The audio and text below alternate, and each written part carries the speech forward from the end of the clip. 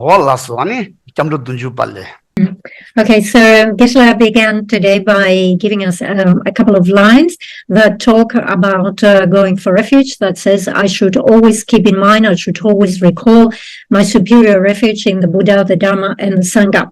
So, as we say, we are very precious. We have obtained the precious human rebirth, and we have the opportunity to practice the Lam Rim that consolidates the essence of the 84,000 bundles of teachings of the Dharma. But in order for any practice that we do to become Buddhist Dharma, really that thing depends on our refuge. Okay, so unless we have the proper refuge and unless that refuge is heartfelt, then we cannot say that we are Buddhist or we are practicing Buddhist Dharma. So it is not enough even to recite, let's say, the right formula. If it is a mere recitation and it is not sincere, then it does not qualify as something that can protect you. And therefore, it is very important to establish the cause of refuge and go for refuge for that. Seeking the benefit just of this life, seeking to having wealth and good reputation and be successful in this life is not something that will lead us to the state of omniscience. So very important to focus from the beginning on establishing proper refuge. So when we talk about refuge, depending on whether it is in the context of sutra or in the context of tantra, we might identify 3 or 4 objects of refuge. In sutra, we identify the 3 jewels: the Buddha, the Dharma, and the Sangha jewel. In Tantra, when we go for refuge, we identify 4 objects of refuge because we begin our recitation by saying Namo Gurubhya. So go for refuge to the Guru. Then it is Namo Buddhaya, then Namo Dharmaya, then Namo Sanghaya. So we add the Guru to the other 3 jewels.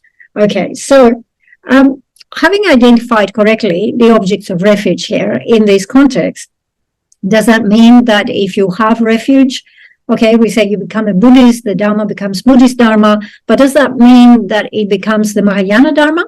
Actually, this is not the case.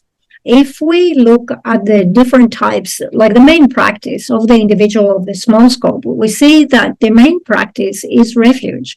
However, that doesn't necessarily qualify as practice of the Mahayana. When we see at the main practice of the individual of the small scope, we see that obviously they're seeking to obtain liberation, so they have renunciation. So from this point, really, we're talking about Buddhism, we're talking about refuge, but again, this does not qualify as a practice of the Mahayana. So unless they have generated the path that is superior to all these lesser paths, which is the path of bodhicitta, then we do not have Mahayana practice, right? So it is important to understand that we want to follow a path that is superior to others. We want to have a refuge that is superior to others. There are many people who take refuge in worldly deities, right? Brahma, Indra, and so on and so forth. And I mean, of course, these deities, they have powers. Through to the merit they have accumulated in their previous lives, they have clairvoyance, they have magical powers, they can do things, they can establish things, they're really impressive. However, the truth is that they are classified as sentient beings. They still are within the bounds of samsara. They might have this incredible power as were the gods right now, but once this karma is exhausted, they will fall again in one of the lower migrations. And therefore, it is not advisable to go for refuge to someone who's still a samsaric being. If you go for refuge, you're seeking to go for refuge to someone who has obtained omniscience, to someone who has developed every possible quality. Okay, so when we identify the 3 jewels, we'll talk about the Buddha jewel, and we say that the Buddha jewel is a suitable, it's a valid object of refuge because it is a being who has amassed accumulation over 3 countless great eons, and it is through amassing this accumulation that they have reached the state of omniscience, and therefore that makes them a valid and supreme object of refuge. And then we have the Dharma jewel, which is the truth of cessation and the truth of the path. We want to obtain cessation from all afflictions, and there is a path that establishes that, right? So true cessation and true paths are the Dharma jewel. And of course, we have the Sangha jewel, who are the Arya beings who possess this true cessation and true paths within their mind stream. So this is what we're looking as genuine objects of refuge. Of course, hearers and solitary realizers follow a path that by meditating on selflessness and so forth, on impermanence, selflessness, and so forth, they follow a path that will lead them to liberation, right? However, they do not have the aspiration that says, I want to reach a state of omniscience in order to be able to benefit all sentient beings who are as vast as the vastness of space. And because they're lacking this broadness of motivation, therefore the result they obtain is also limited. And therefore you can see why we say that their path is inferior and our path is superior compared to that. So very important to have the pure motivation, especially if you're practicing. Motivation is the one that will determine everything. Whether you become a Buddhist, the practice becomes a Buddhist, the practice becomes superior practice of Mahayana, and so forth. So very important to engage all activities we do with pure motivation. And pure here means to be free from the 8 worldly dharmas, the 8 worldly concerns. Now, we know the importance of motivation. So whatever activity we carry out through the course of a day, if we have a very clear motivation, then that guarantees that we will carry out the activity and it will not be difficult. So, for example, if you set up your motivation and say, today I'm going to cook this particular dish, right? So because you have that motivation, all the cooking, the preparation, everything is not tiresome and you achieve very good results. If you don't have a clear motivation, maybe you will cook, maybe you won't cook, maybe it will be good, maybe not. There is all this uncertainty. So very important to set the motivation properly. So therefore, for any activity that we carry out, it is very important to have the right motivation. And also when we talk about for refuge, do not think that I go for refuge just for one day, for today, and so forth. We should always go for refuge. Like refuge should be like the shadow that follows our body. And when we go for refuge to the 3 jewels, we should also understand their qualities and their features. So for example, the Buddha jewel is also a representation of all 3 jewels. So the Buddha jewel is also the Buddha jewel, the Dharma jewel, and the Sangha jewel. So if we look at the Buddha himself, he actually has the abandonment of having eliminated all knowledge obscuration and all true grasping, and therefore it is the Buddha jewel. It possesses the qualities of omniscience or bodhicitta, of the 6 perfections, so it is the Dharma jewel, and also it is an ordained member of the Sangha, so it is also the Sangha jewel. We refer to the Buddha as our teacher because he's the one who is teaching us. So he's our teacher. He came into this world as born as a prince into the royal family of the Sakya clan. He left the palace. He practiced austerities. He manifested the state of Buddhahood. He turned the wheel of Dharma 4 times and gave all these teachings for us. So this is our teacher. These are the features of our refuge. So it is good to meditate on that all the time. Okay, so we're going back now to the presentation of the text. We have been following the Song of Spiritual Experience. Okay, so we have been following the root text, but from today we will look at the commentary by the 3rd Dalai Lama, the Sonam Gyatso, the Essence of Refined Gold. Okay, so we have the Buddha giving extensive teachings, and then we have the essence of all these teachings consolidated in the Lamp to the Path by Master Atisha. And then from that, we have Lama Tsongkhapa composing the extensive, the middle length, and the short Lam Rim. So the Essence of Refined Gold is the middle length Lam Rim. And in that, we have done the preliminary, so the verses for the preliminaries, And we see that in the root verses, it begins by paying homage to the Buddha. Then after that, we have verses for paying homage to Manjushri and Maitreya. We have homage to Nagarjuna and Asanga and all the lineage masters of the Lam Rim. Okay, so we have covered those preliminary verses.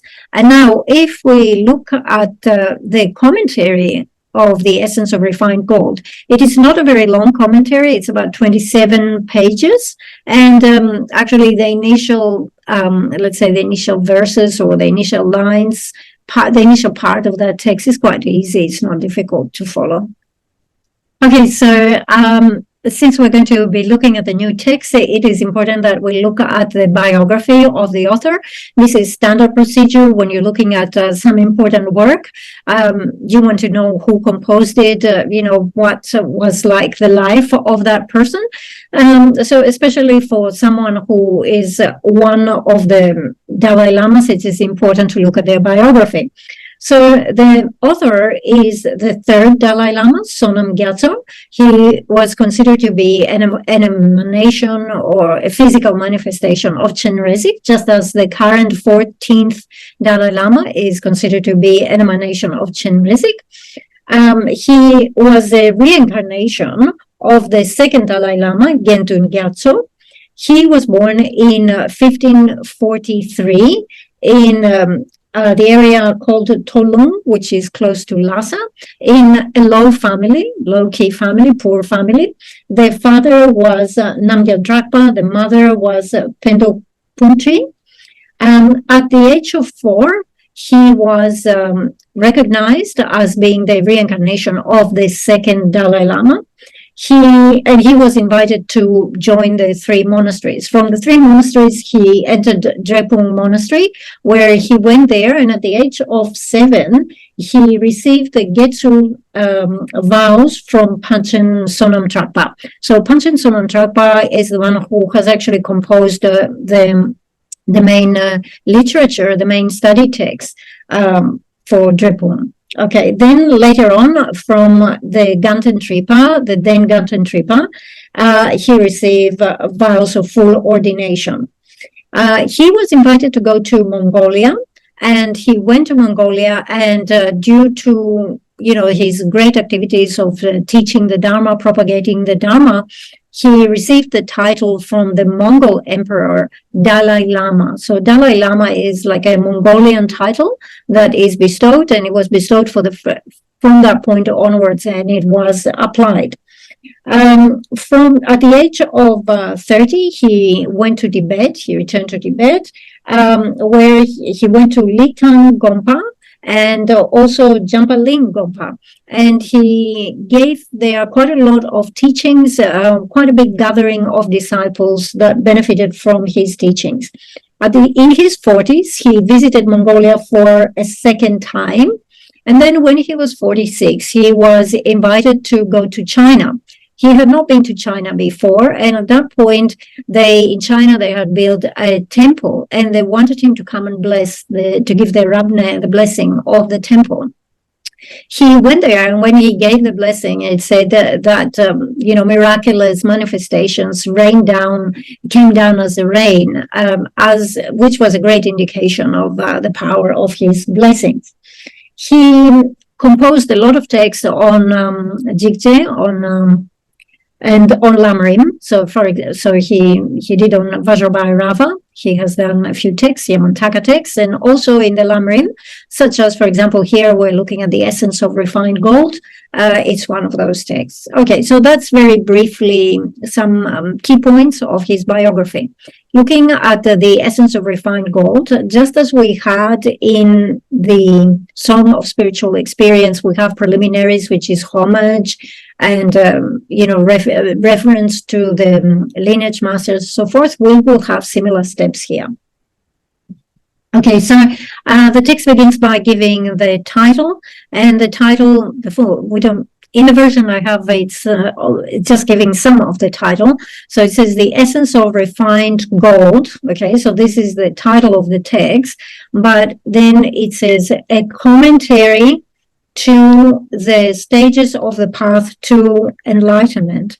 I'm so sorry, my phone is noisy. Okay, so we have the essence of refined gold, a commentary to the graduated path to enlightenment. So we have explained the word enlightenment. It contains two words, jang and chup.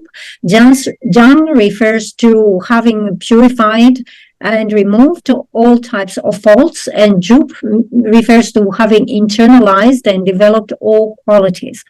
Then we have the word graduated path, so the Lam Rim. So when we talk about a path, there are many who say that here we're not really talking about a path the way that we understand it as the grounds and paths, right? Where we have 5 paths and 10 grounds. So it's not a presentation like this, but it is a path in the sense that it is a practice of all the different subjects of the Lam Rim, beginning with the proper way to rely on the teacher. So because if you practice those things, you will develop the qualities of the realization of each one of those subjects, such as the proper way to rely on the teacher. From that point of view, it is called a path.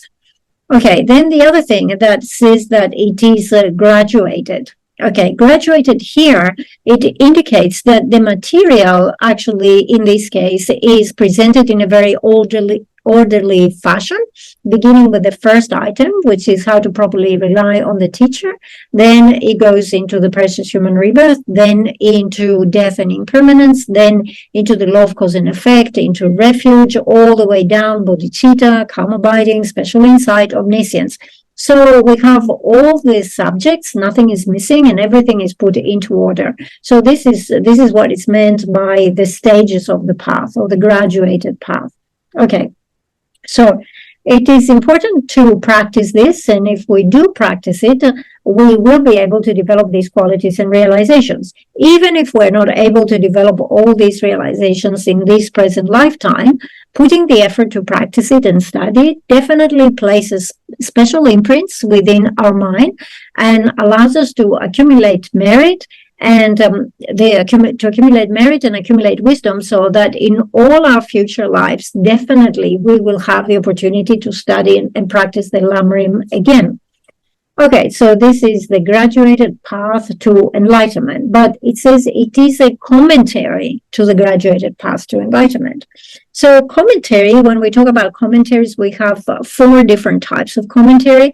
The first one is the explanatory commentary, where you read the text and you explain the meanings there, right? The second one is the practice commentary. Practice commentary is a type of commentary that explains the different focal objects. The next one is the experiential commentary. So the experiential commentary means that the person who is giving this type of commentary has meditated on these subjects, have generated the experience of the realizations, and is teaching out of their own experience. And the fourth type of commentary is what is called the naked commentary. It is called the naked because the analogy that they give here is that of a doctor who is teaching the students and is dissecting a body, and within the body they just indicate what the main organs are, and you can see very clearly this is the heart, this is the lungs, this is the liver, and so forth. So the naked commentary is an extremely clear commentary that identifies all the points very clearly. So Geshe was saying, in order to give a commentary, any of the 4 types of commentary, you must know those things yourself. You cannot lead others unless you know yourself. And Geshe says, I don't think I qualify to give you any of the 4 types of commentary. I mean, I can help you read the text or explain some points, but I don't think I fully qualified to say that my teaching here is a commentary. But you have all received teachings on the Lam Rim many times, and hopefully the comments and the teachings that I give will act as a reminder to remind you all these points you have heard before. Okay, so following that was the title. At the very beginning, we have a verse of homage. So the verse of homage says, "To the feet of the Venerable Lama, embodiment of the 3 jewels, profoundly I turn for refuge. Bestow on me your transforming powers." Okay. So we have this expression, Venerable Lama, often is in English, we have three words in Tibetan, and often in English they're translated as only two words, Venerable Lama. However, it's important here to identify the three syllables, so the three words that are included here. So another way is the most venerable Lama. Okay, so in this way we have three words. The first word, which corresponds to the Tibetan word Je, as in Je Rinpoche, that Je at the beginning. This, let's say, is the most. Okay, so the most here indicates that is someone who will be giving teachings that are common to the individual of the small scope. The second word, venerable, the Tibetan Jun, authentic or venerable, is someone who will be giving a commentary that is common to the material or the practice of the individual of the middle scope. And the word Lama, actually, the third word, Lama in Tibetan means the highest, that which is unsurpassable. So this actually refers to someone who will give you teachings according to the practices of the individual of the great scope.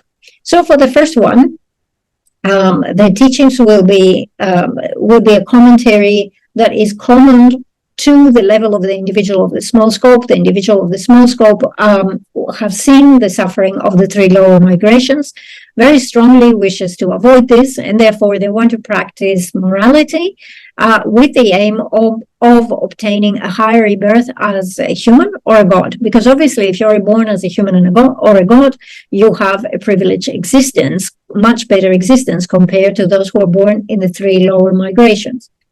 Then we have the commentary that is given at the level that is shared with the individuals of the middle scope. They see that actually the entirety of samsara is problematic, and therefore they are looking for liberation. Okay, so this is the aim, and this is the path they follow. And then finally, we have the teachings that are for those of the great scope. You might have obtained the state of liberation. You might have obtained the state of an arhat, so you could be a hira or a solitary realizer arhat, but still you don't have bodhicitta. And therefore, you need to receive those teachings of the great scope in order to have the complete presentation of practices. Okay, other words that we look here, it says, actually the Tibetan says, I prostrate to the feet of the most venerable lamas, all right, who is the embodiment of the three jewels. So as we said here, when we go for refuge to someone, when we go for refuge to the Buddha, we see the Buddha, or we see the object of refuge to be the embodiment of all three jewels, the Buddha jewel, the Dharma jewel, and the Sangha jewel. Okay. The thing is that when, and then it says, I profoundly go for refuge, meaning with great reverence and great devotion, I go for refuge. And it ends up by saying, bestow on me your transforming powers, or bestow on me your blessings, really. Okay. So when we practice, we actually need three things. In order to receive blessings of body, speech, and mind, and blessings of enlightened activities, we need to have a lama, and we need to have the lineage of lamas. Then, in order to obtain the siddhis, whether they are common or the supreme siddhi, we need to have a yidam. And finally, in order to eliminate and overcome obstacles, we need to have a Dharma protector. So whether we're practicing Sutra or Tantra, we need those three. Now, if you are a Dharma practitioner, you will find out that there are many obstacles. As we say, there are inner and outer obstacles. Inner obstacles are our own afflictions, our own attachment and jealousy and laziness and pride and so forth. And also we have external interferences. If you're someone who is practicing Dharma, those who do not practice Dharma actually generate jealousy towards you. They say you're fake, you're a charlatan, and things like that. But also there can be harm that comes from non-human beings. So because there are so many obstacles, definitely we need to have a Dharma protector to help in that. Okay, so as it says here, with great devotion, I prostrate at your feet in order to receive your blessings, and those blessings are blessings of body, speech, mind, enlightened activities. Also, when we prostrate physically, verbally, and mentally.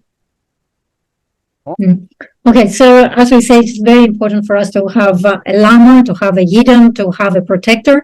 In Lama Chöpa, it says, you are my Guru, you are my Yidam, you are my Dakini, you are my Dhamma protector. So we identify the Guru, the teacher, as being all of those things.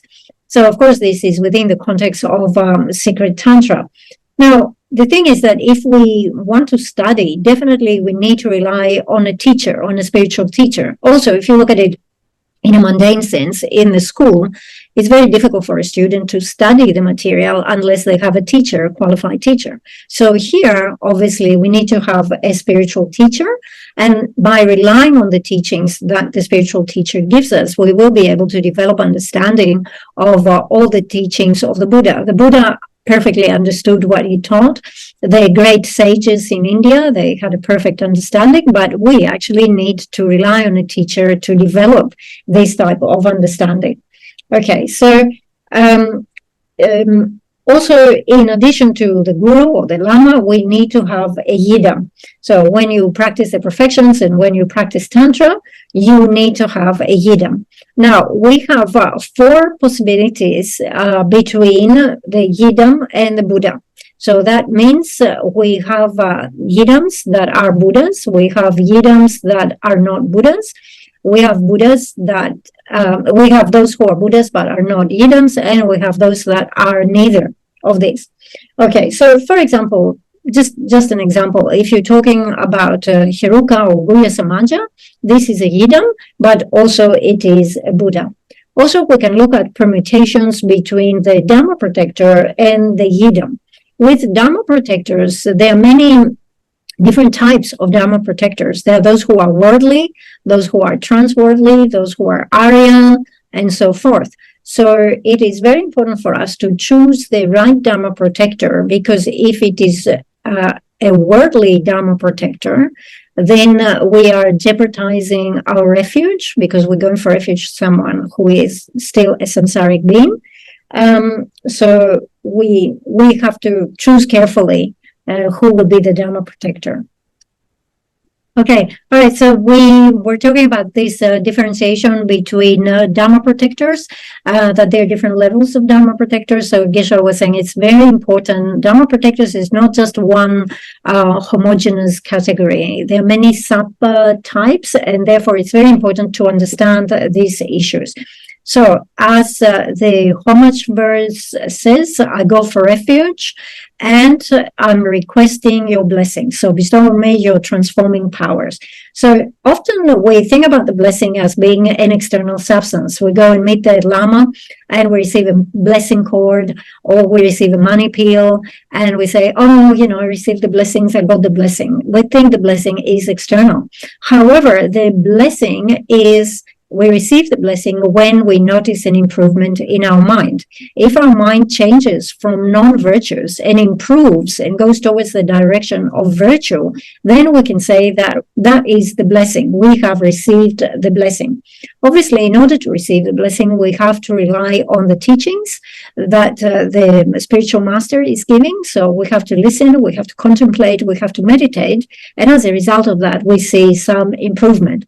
And also, this accords very well with the understanding, the proper understanding of what Dharma is. Dharma is that which has the power to transform your mind, who makes your mind better, that which improves your mind. Okay, so we have done the first verse, the verse of homage, and then the actual text begins by saying, here, for spiritually inclined beings who wish to take advantage of the opportunities afforded by human life, is a treatise on the Lam Rim tradition of meditation, a tradition known as Stages of the Spiritual Path Leading to Enlightenment. Okay, so it says here, for spiritually inclined beings who wish to take advantage of the opportunities afforded by human life. So obviously, is when it's saying for those who are inclined to take advantage, those who are inclined to practice, it's actually talking about me, it's talking about us. Right? We should never think that those teachings and those instructions were given for some other people, and they are unrelated to us. They were not given for me, right? They were given to others. No, we should always think that all of this was given to me. It's for me. So I'm the one who is the spiritually inclined person who wishes to take advantage of the opportunities afforded by human life. Here he is describing here the precious human rebirth. The precious human rebirth is not just any human rebirth. It's a type of rebirth that is characterized by 8 freedoms and 10 endowments. There are many humans in this planet, but you could not say that they all have the precious human rebirth because they don't have those freedoms and those endowments. Actually, a lot of the humans in this planet, you could even say they are similar with animals or even worse than animals because they always cause disturbance, arguments, they wish to harm others, they attack others, and so forth. So obviously they have not come into this life with the proper imprints. They have not come into this life with a full set of freedoms and endowments.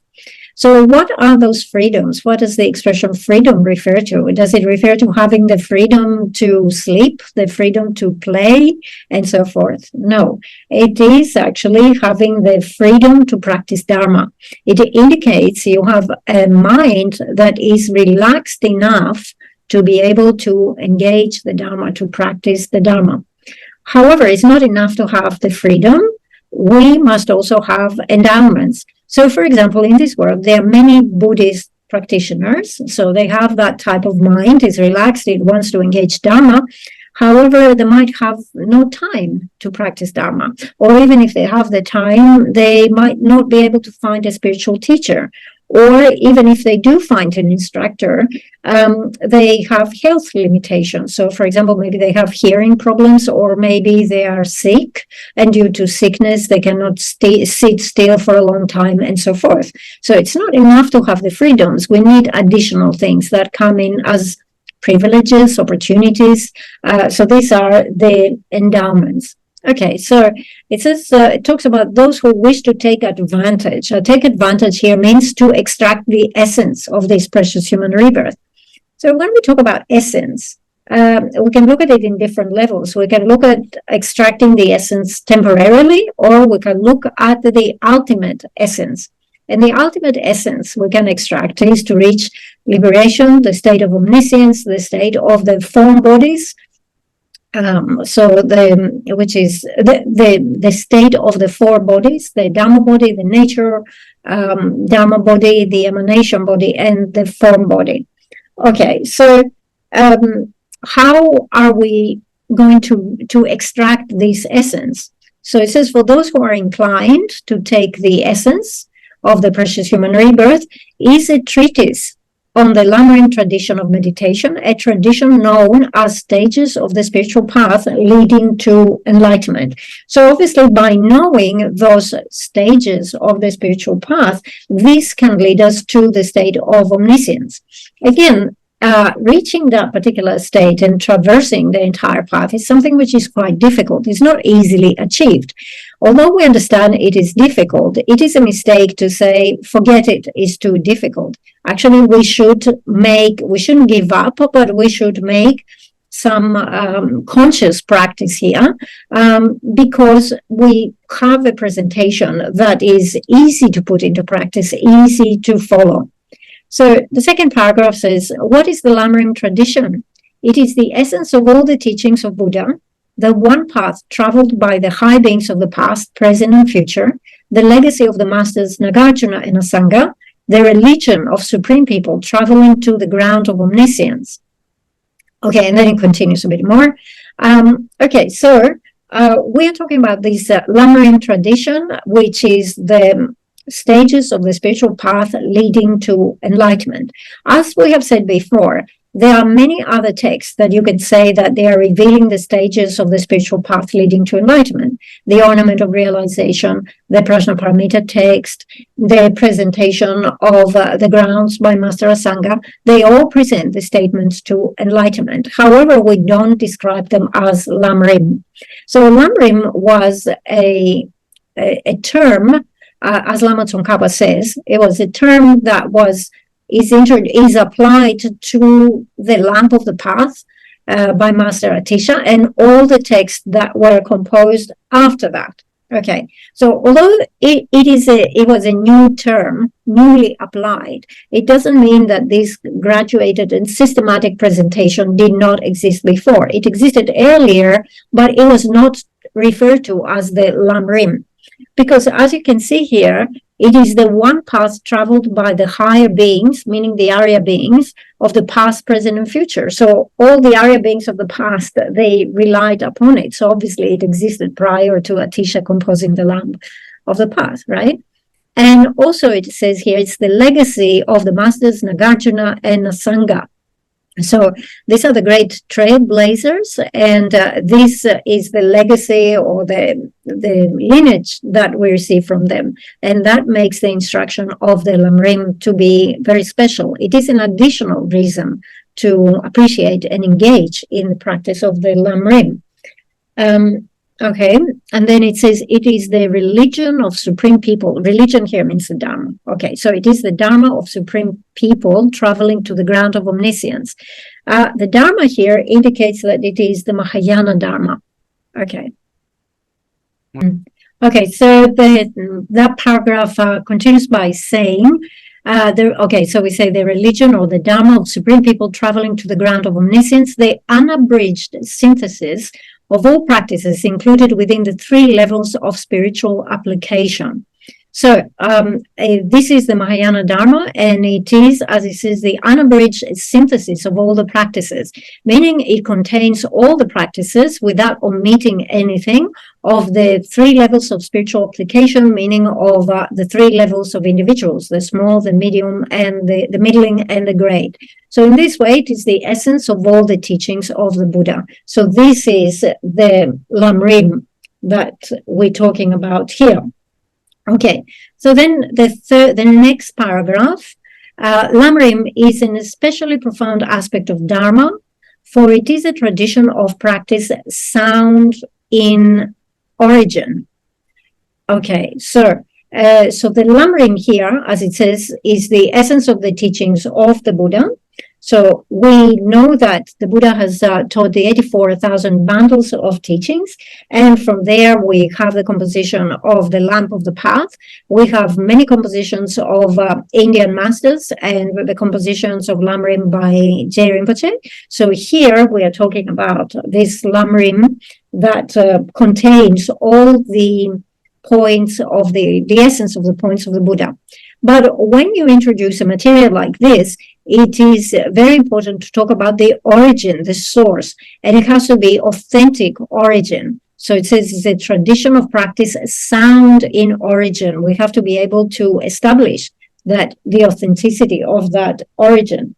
So the Buddha, as we said, has taught this great variety of teachings suitable for hearers, for solitary realizers, for Mahayana practitioners, exactly according to the predisposition and the capacities of various trainings. So it contains the essence of all this, but that's not enough. It is also a set of teachings that is clarified by the great masters Nagarjuna and Asanga, who have differentiated what is the definitive and what is the interpretative meaning of those teachings. And then the third feature is that by relying on it, yogis have actually generated realizations. So as we have said before, for something to be the Lam Rim, it must have these 3 features and the 4 types of greatness. Okay, so it says Lam Rim is an especially profound aspect of Dharma, for it is a tradition of practice sound in origin. We mentioned here the origin, how important the origin is to establish that this comes down to us from Buddha Shakyamuni. Because otherwise, if you follow a path whose origin is not genuine, it might be a full presentation, it might be a complete path. However, if you follow that, you will not generate the realizations. And this path will not lead you to omniscience. For example, we know that there are societies or different other religious systems who propagate making bloody sacrifices, killing animals and making sacrifice of their blood. If you practice this definitely will not become the cause to omniscience. This becomes the cause to be reborn in the lower migrations, right? So it is very important to follow a path that has the sound origin. Now, in addition to that, it says here, it must be, it has neither fault nor shortcoming, for it is a complete practice, perfectly uniting both method and wisdom aspects of the path. So not enough to have just the correct origin, but actually it has to be not a partial, meaning incomplete. It has to be complete, and it has to be unmistaken. All right. So we need to have all the stages in that path. It should not be just covering one section of the path, and also it should be unmistaken. Okay. Sometimes, to give you an example, you're preparing to go out for a walk or to go trekking, and you know that you need to take a number of things with you. So you need to take a little backpack, you need to take your water bottle, you need to have a hat, you need to have shoes, right? So you have all these items. It is complete, right, in that sense. But then you put the shoes on your head and the hat on your feet. I don't know how you do that, but you do it. All right. So it shows that it is mistaken, right? You have everything, but it's in the mistaken order. Okay, so definitely we don't want to do this. And as it says here, it should be complete practice, uniting all the aspects. Often we practice, but our practice is incomplete, is partial, right? So, for example, we do mandala offerings, or we do mantra recitation, but somehow we forget, or we omit, or we fail to meditate on refuge or bodhicitta. We just do the mandala offering, right? So this is incomplete. This is partial. And Geshe was saying, for example, imagine if you didn't know about refuge, if you didn't know about precious human rebirth, and you tried to engage in these practices, how could you actually do it if you don't understand refuge and if you don't understand how to rely on the teacher and so forth? You just started at some point of the path, but you didn't have the explanation before. It will not be successful. Any questions? Geshe, I have one question, or maybe two. The first one is, what is the difference between a teacher and a student relationship and guru with the disciple relationship? This is the first one. So second one is, can we choose our own idam, or do we need to ask or consult High Lama for our idam? Okay, so the first question, the question about the difference between student and teacher in a non-Dharma context, like in the school, right? And the second one is the relationship between guru and disciple. So obviously within the Buddhist context.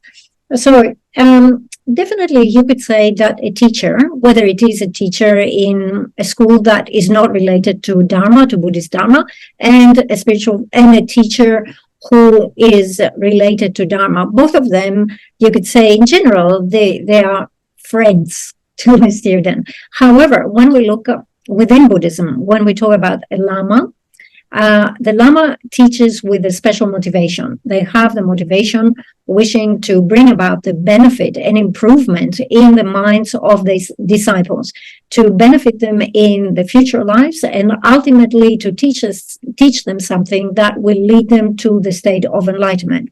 Also, the Dharma student, from their side, they come into the Dharma class with a special motivation. They say, I want to learn about impermanence, I want to learn about emptiness, I want to learn about bodhicitta, and so forth. So they have a special motivation to study a specific Buddhist Dharma practice. Okay, now let's compare that to what happens in an ordinary class, non-Dharma related, and there are many classes like that. So you have a teacher who is giving some instructions. Now, what is the motivation of that person? I don't think the motivation is to benefit the student in the next life. I don't think the motivation is to lead the student to the state of omniscience. There are some teachers who just do this job routinely, like, let me get through this day just for the sake of my wages. And of course, there are other teachers who are concerned and they really want to educate the students. So they have that motivation to improve the knowledge, the understanding, the level of education of the student. The students who attend an ordinary class, they attend the class with a motivation that says, oh, I want to learn English, or I want to learn maths, or I want to learn trigonometry, whatever. So you can say, due to the difference of the motivation, both from the side of the teacher and the student, in the case of an ordinary class, it is very difficult to accumulate the merit and to bring about something that will establish something that will benefit the students in the next life. Okay, so that is the difference here. Okay, so the other one about the yidam. All right, so as we say, we need to, as Dharma practitioners, we need to rely on the yidam, because by relying on the yidam, we will be able to obtain the siddhis, whether it is the common siddhi or the supreme siddhi. Okay, so let's say that, you decide that my yidam is Tara, or my yidam is, I don't know, Goya Samaja, or it is Hiruka, or it is Yamantaka, or whatever. When you meditate, when you decide this is my yidam, you actually have to understand what is the nature of this yidam according to the explanation of the teacher, of the Lama, and also you have to meditate on that yidam. So we meditate on the yidam in order to stop ordinary appearance and grasping. And we have to meditate in a way that cultivates clear appearance of the yidam and divine pride, thinking, I am that yidam. So you have to meditate on yourself as being that yidam. So, these are some unusual features of meditating on the yidam, but we have to mention them here. Bola, so there is a question from Cheesy. He's not able to attend this afternoon, but he has sent through his question. His question is on the third of the four seals of Buddha's teaching. And the statement goes, all phenomena are of the nature of emptiness and selflessness. So he would like to request if Geshe would be able to enlighten and elaborate on the differences between emptiness and selflessness in this context. Okay, so right, in the four seals, the third one says that all phenomena are empty and selfless. There are two ways of interpreting these two terms, the empty and the selfless. There is the uncommon presentation of the higher vehicle here meaning view in terms of view, and then there is the common presentation of the lesser vehicle in terms of view. So let's give the uncommon one, that is according to the middle way consequent school. So for the middle way consequent school, the two terms, empty and selfless, actually refer to the same thing. So the empty here refers to emptiness or lack of true existence, the fact that all phenomena lack true existence, and if you look for them, you will not find anything truly existing. And as for the selfless, we talk about selflessness of phenomena and selflessness of the person. And what we negate in both cases is exactly the same, which is this lack of true existence. But in the first case, we applied on the basis of emptiness. The basis that bears this characteristic is phenomena other than the person, such as, the pen, the book, the pillar, the vase, and so forth. In the second case, it is applied to the basis that is specific, is the person, is the individual. So in both cases, we say they're the same, they lack true existence. Okay, so that is for the middle way consequent school.